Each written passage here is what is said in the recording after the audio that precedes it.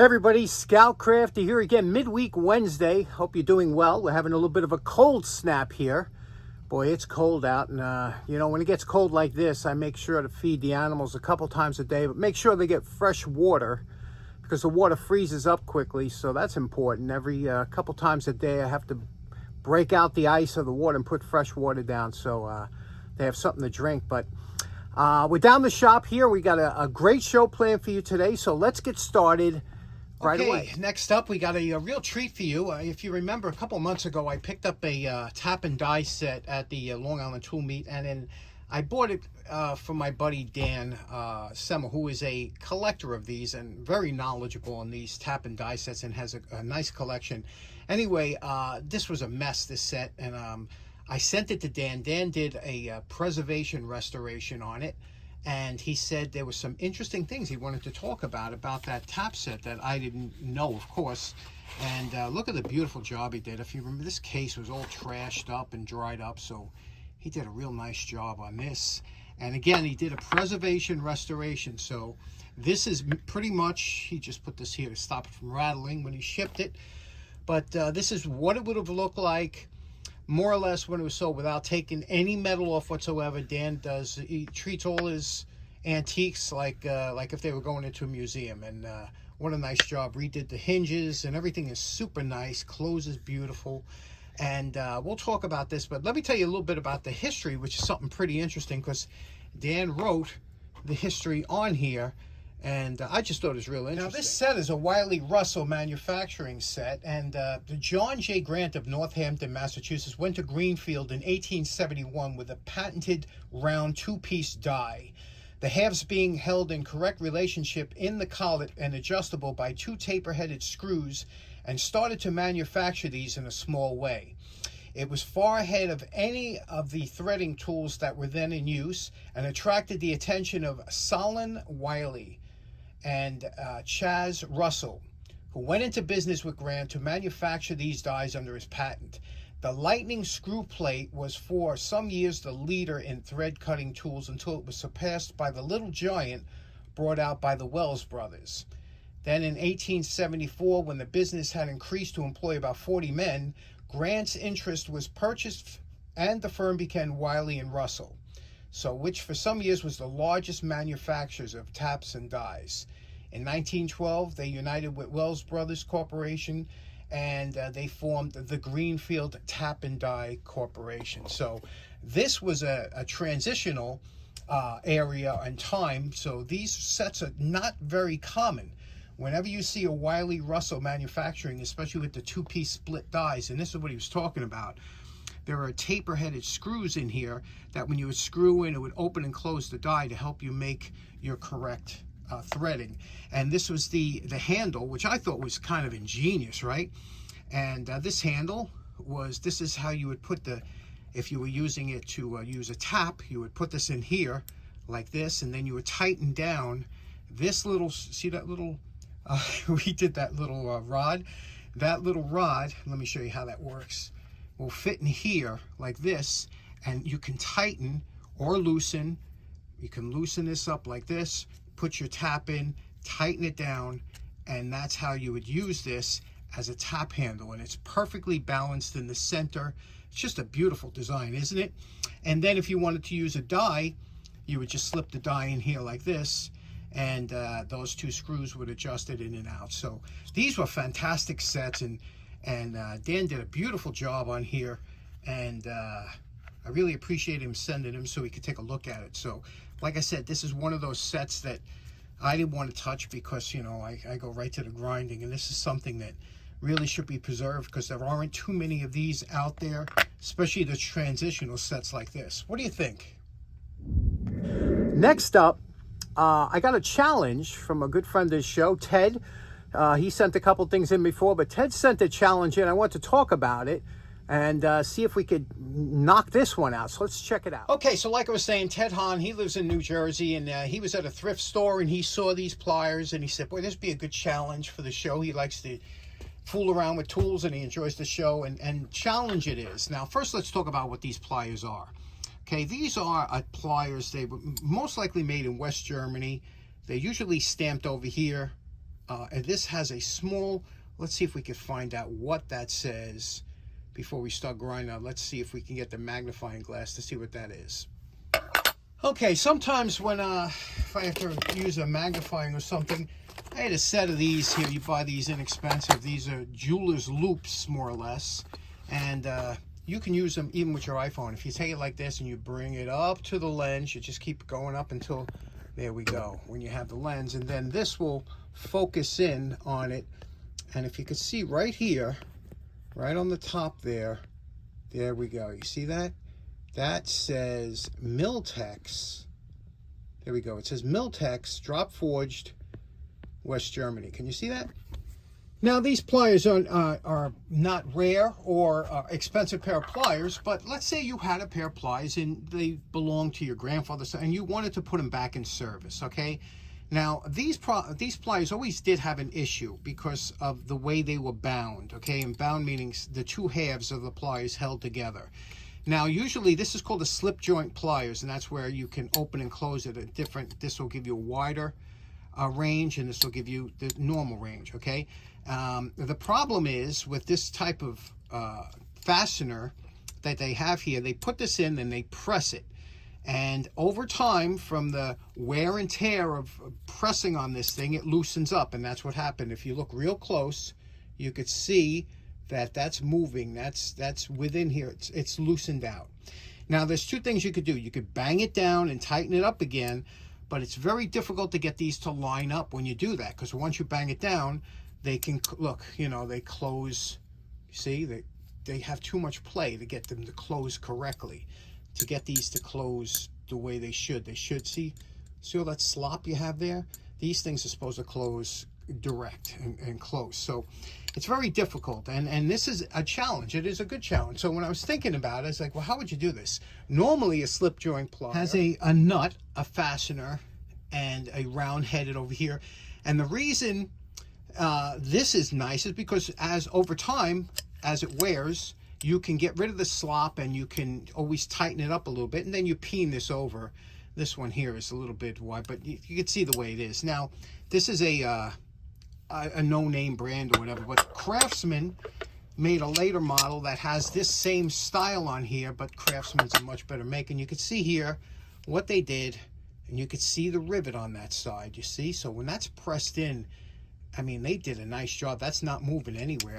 It has just the right, there has to be a little bit of slop in these for them to operate, but this works really nice. It lines up decent. You know, it's a good pair of pliers. Even though you can see, look at the mill marks on there, right? I mean, I guess the style of the pliers, but you can see the model number here. Western Forge made these in the USA. But, you know, this here, we got a problem. We're going to have to do something to make this, to work on this, to get this to stay solid, because I can move this up and down, and it's just unacceptable. So since this is a challenge set, the first thing we're going to do is I'm going to try and remove this, and we're going to punch this out of there, punch it out, and remove that, and take a look at the pin. Now I'm going to use a bench block for this. Starrett makes a real nice one. If ever you see one at the flea market, pick it up. But you know, it's knurled around the edge, and basically these are made to drive out pins. You could drive it out in round stock, whatever, but we're going to use this because it'll come close to here. We're going to put this over here, okay? And then what we're going to do is we're going to take a punch that has a just something to loosen up here, and we're going to bang this out using the center here and try and bang that straight out.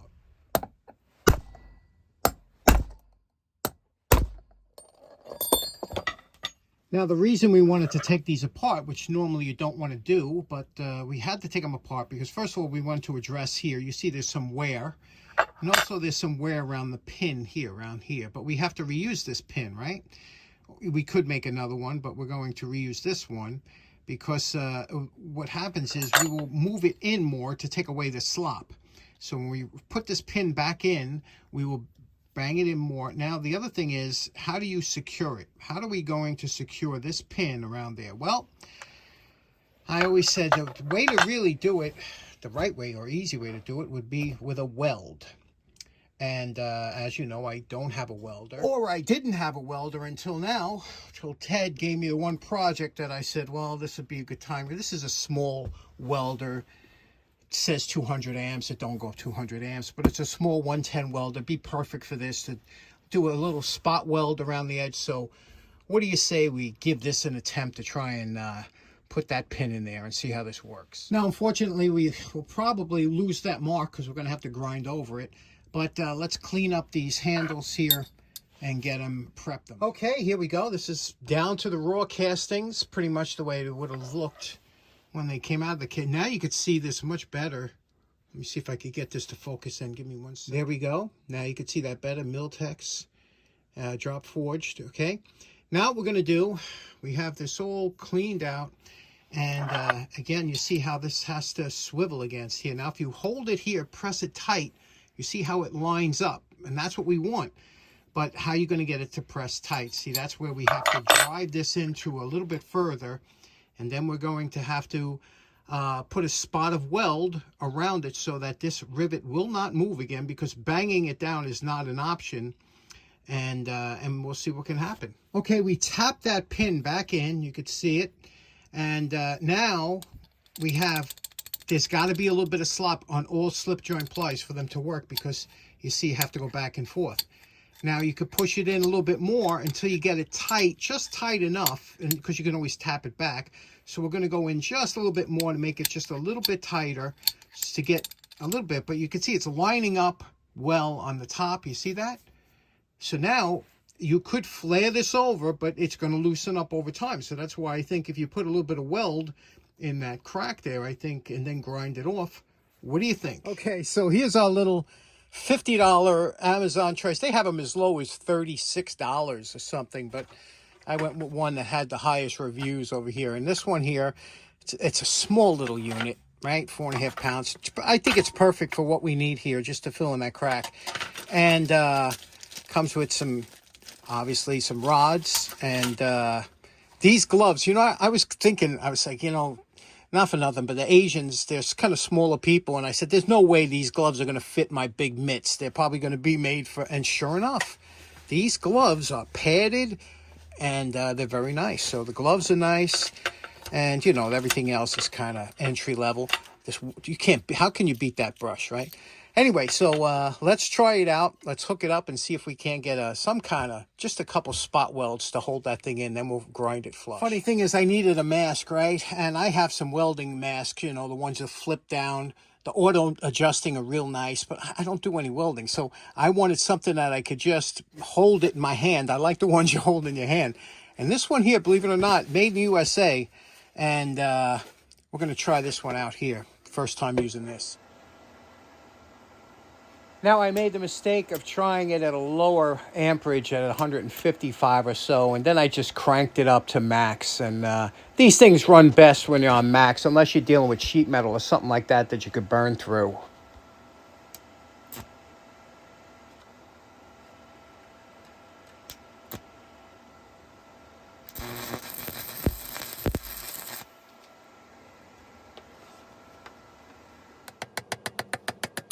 Okay, what do you think about that? What do you think about? You were laughing. I was laughing. Let's see what it looks like when we grind it down. Okay, not bad. I didn't touch it with the grind yet, but I'd like to fill in that top gap on top. Let's do that. Okay, a quick grinding, and let's take a look at what we have here. Okay, it looks very nice, huh? We have a couple voids there, but I don't want to go crazy. But now we have that seam on the handles that bothers me. So let me just grind off the seams with the flap sander real quick. Okay, what do you think about these here now? First of all, we got rid of the seam marks and everything and smoothed them out. They almost look like surgical pliers now, huh? Again, we welded in there. We have two spots we couldn't really, I didn't want to keep trying and welding. I'm new to welding and I didn't want to burn through it and ruin these. Works very nicely, very smooth, no excessive rattle, lines up nice in the tip here. What do you think about that? Now, the only thing is that, do I make the handles red? Now, the funny thing is, Ted had said, I think he bought these because they had the Scout Crafter red handles. So Let's see, maybe we can put some clear red on there. What do you think? Okay, there we go. A little clear red on there, a little fancy Scout Crafter red. Now that's really Scout Crafter red, right? Look at that. That's like a candy apple red, and that is the Duplicolor metal cast. That stuff goes on quick and easy and dries fast and looks beautiful, don't it? Okay, there we go. That one's in the can. Okay, so in closing, special thanks to Dan for sharing his great tap set with us, a little bit of history. Also to Ted for the challenge. That really got me off my butt to get a welder, and very happy with the way things turned out today. Hope you enjoyed it. We'll see you again on Friday. Take care now. Bye-bye. Try to take my glasses off.